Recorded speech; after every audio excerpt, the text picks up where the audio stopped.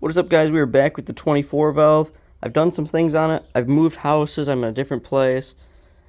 So a lot's been going on. I've been out of work. Yeah, I've been out of town for work. I haven't really done a whole lot to it besides move it. But we did get it moved. It did run. I had the tuner down here. We drove it here. The only problem we had was the brakes in the back were sticking from, sitting so long. So other than that, it went pretty smooth. I'll go over some updates here. So what I'm doing here is I want to put not the factory stretch bolts in. So I took out one bolt on each side. I'm going to take them to the hardware store and get some bolts for the engine mounts. The intake pipe, I'm going mathless, so I'm getting that my intake pipe welded without the mass airflow housing in it. If someone on here wants a 4-inch MAF housing, $50, come get it.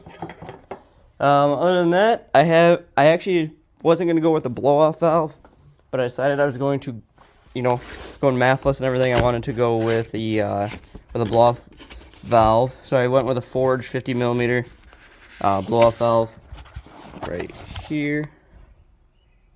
That's it. It's got an 8-pound spring in it. Other than that, we'll go back over.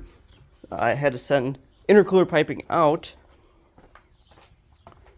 This intercooler piping that goes from the cold side of the turbo up and over and in to right in here. I'm gonna mount the blow-off valve right here, so I had to go get the flange welded on that. I still have to get the boost solenoid wired in to the standalone. You can see the EMU black all up in there. It's plug and play. I mean, I didn't really need a video installing that. It's plug and play. You just have to run this power wire. That's all you gotta do. Run it up the wire waterfall there. So, vacuum lines. Trying to clean up the bay a little bit now that I got it running. I did have this big old vacuum line here running to the brake booster, but I since then got this Blocks Racing vacuum distribution block right there. So you can see the big hose coming in and the big hose coming out, and you can see a little hose going out.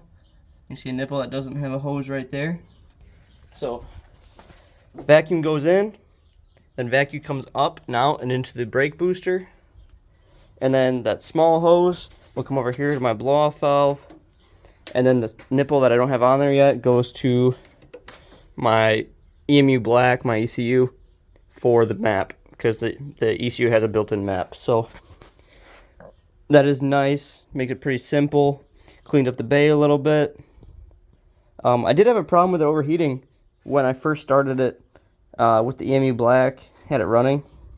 Couldn't figure out why it was getting hot, but it just took so much more, like turning it on, turning it off, letting it run, revving it up for the coolant to bubble out. So I think I added like 3 more gallons of coolant. Or I mean, in my case, I put in water for now because us broke guys don't got money to spend on just in case all the coolant went to waste. So I'll flush it out, put coolant in it now that I know we're all good to go. But other than that, we're pretty good. I mean, gonna go get some odds and ends, some bolts, stuff like that. Get some more stuff welded up, a little bit of wiring, not a whole lot, just 2 wires to the ECU for the boost solenoid.